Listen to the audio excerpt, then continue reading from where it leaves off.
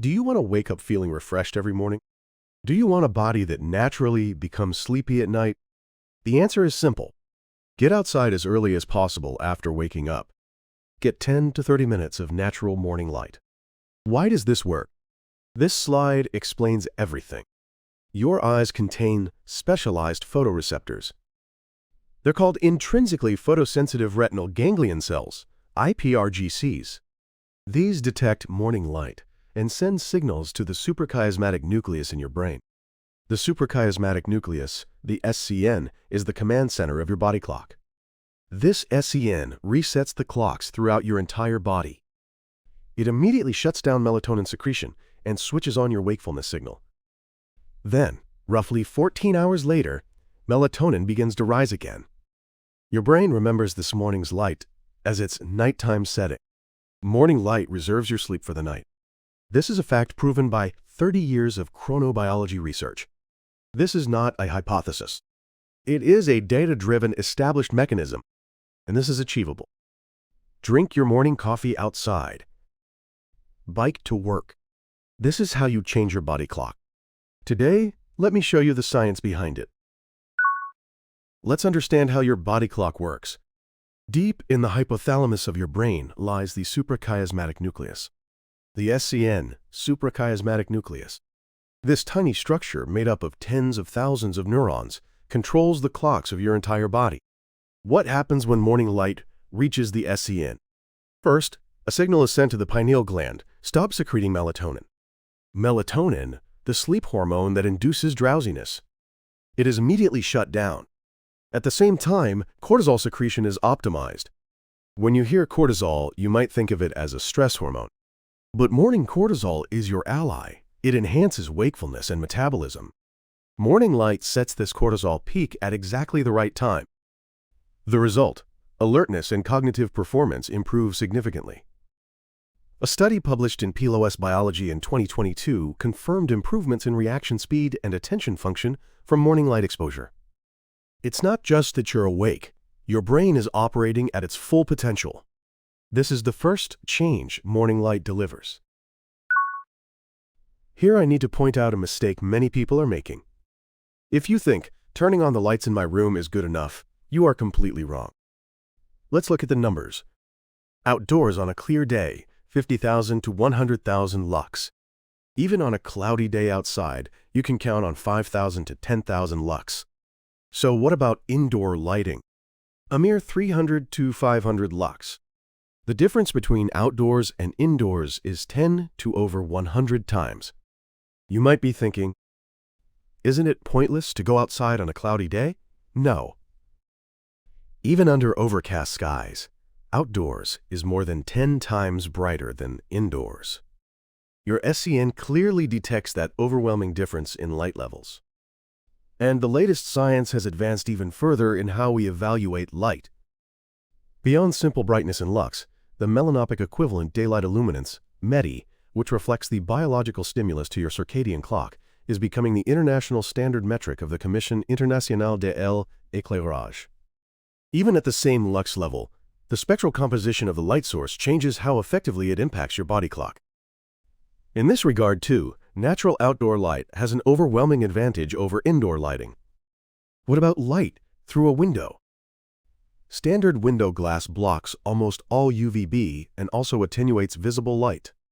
Particularly with low E or heat-reflective glass, the wavelength components important for circadian rhythms may be reduced. Vitamin D synthesis is barely possible through glass. For circadian rhythm effects as well, going directly outside is far more reliable. Start putting this into practice today. Rain or shine, get outside. This is the most important point in this video. The type of light and the time of day push your body clock in opposite directions. The iPRGCs in your retina, melanopsin-containing retinal ganglion cells, are your light detectors. These cells respond most sharply to wavelengths around 460 to 480 nanometers.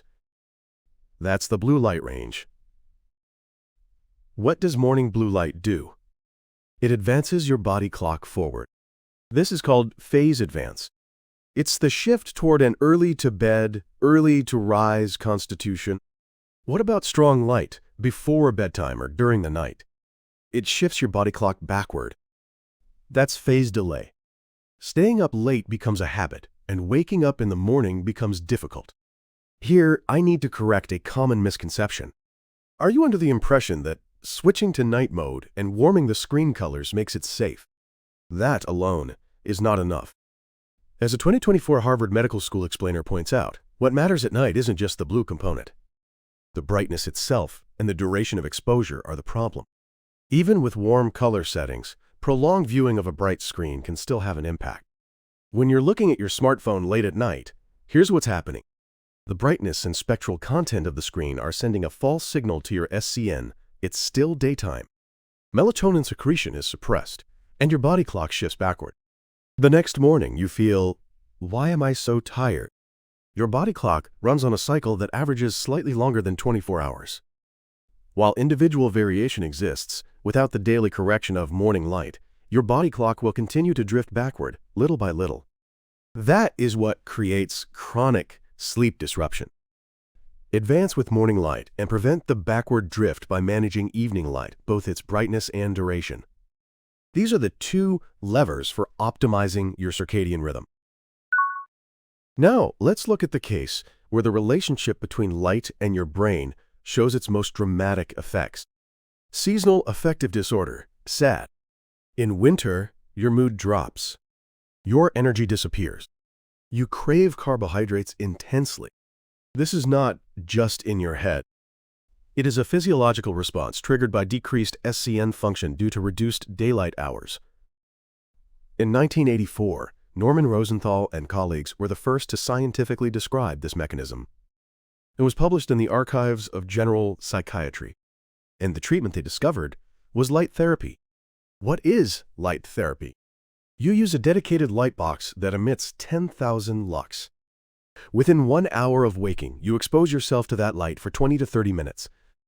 This single intervention significantly improves SAD symptoms. How large is the effect? A Cochrane systematic review updated in 2024 reports that light therapy shows improvements for SAD comparable to pharmacological treatment. However, conclusions can vary depending on the medication being compared and the severity of symptoms. Even so, the weight of the fact that this can be treated with light, not medication, does not change. Even if you don't have SAD, this data matters to you. During stretches of cloudy winter days, when adequate natural light is unavailable, anyone can experience a mild decrease in SCN function. Making a habit of using a light therapy box immediately after waking can be the solution. So how do you actually put this into practice? Let's turn science into action. I want you to imagine this. Starting today, you begin a new morning routine. You wake up. The time is 6:30 a.m. First, you stop reaching for your smartphone. Instead, you open the curtains and get ready to go outside. Take your coffee and step out the door. That's all it takes. Stay outside for 10 to 30 minutes. Here's one practical tip. Being outside with your face down, scrolling your smartphone, is less effective than lifting your face and orienting toward the open sky. That's because the photoreceptors are more densely distributed in the lower portion of your retina, allowing you to capture light from above more efficiently. You don't need to stare directly at the sky. Simply be conscious of keeping your face lifted. What about sunglasses? If possible, take them off to ensure light enters your eyes. However, on intensely bright days or if you have an eye condition, prioritize safety. What do you do on rainy or snowy days? Get yourself a 10,000 lux light therapy box. Sit in front of that box for 20 to 30 minutes while you eat breakfast. That's all your SCN needs to receive a sufficient reset signal. Then at night, manage your light. After 9 p.m., dim the lights in your room. Reduce the screen brightness on your smartphone and computer and cut down on the total time you spend using them. Simply switching to warm color tones is not enough. Managing both brightness and duration is what matters. The first 3 days, you may not feel any change. After 1 week, the timing of your natural nighttime drowsiness will start to shift. 2 weeks in, you may start waking up before your alarm goes off. This is evidence that your body clock is reclaiming its natural rhythm. Now, let's organize the key points from today. Here's today's summary. First, outdoor light exposure as early as possible after waking resets your SCN.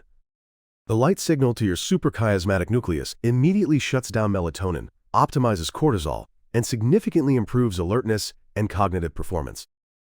Indoor lighting at 300 to 500 lux doesn't cut it. Even under a cloudy sky, outdoor light is more than 10 times brighter than indoors.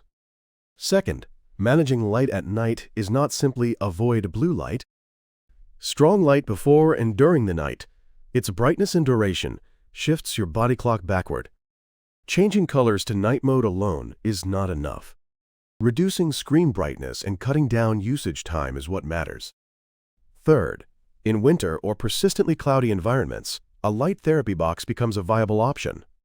Science has confirmed that 20 to 30 minutes of 10,000 lux light exposure delivers improvements for SAD comparable to pharmacological treatment. Light, not medication. What is the first thing you plan to do tomorrow morning?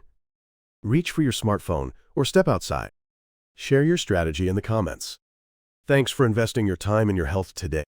The mechanism by which morning light resets your body clock and the science behind it, that's exactly what you saw today.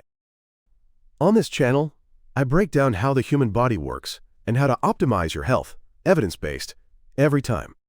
This is where I deliver the truth about your body, driven by science, not trends, by evidence, not emotion. Subscribe and turn on notifications so you don't miss the next scientific discovery. Until next time.